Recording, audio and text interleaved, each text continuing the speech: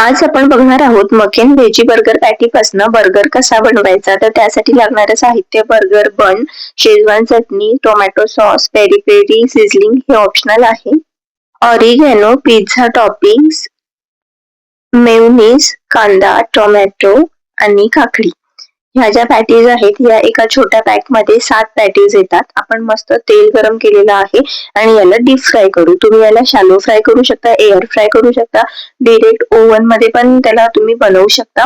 पण मी deep fry prefer करेल कारण त्यांनी क्रिस्पी बनते छान अशी पॅटी आणि फास्ट बनते. एअर फ्रायला थोडा टाइम लागतो, डिपेंड करते टाइम किती जास्त लागेल. कधी कधी 15-15 मिनिट फक्त तुम्हाला पॅटी बेक व्हायला आणि त्या छान क्रिस्पी व्हायलाच लागतील. छान गरम तेलामध्ये 3 मिनिट पॅटी आपण मस्त तळून घेतली. त्यानंतर आपण बर्गर बन घेतलं, त्याच्यावरती टोमॅटो सॉस, शेजवान चटणी, मेयोनीज आणि याच्या जागी तुम्ही तंदुरी मेयोनीज सुद्धा यूज करू शकता. पण प्लेन मेयोनीज यूज केलेलं आहे.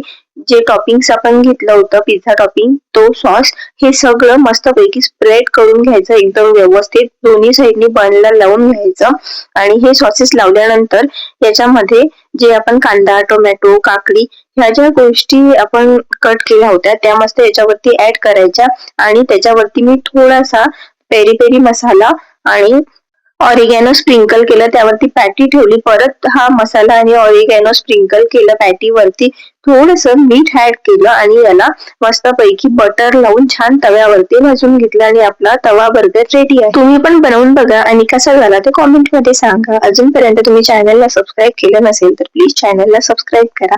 Bye bye. Thank you for watching.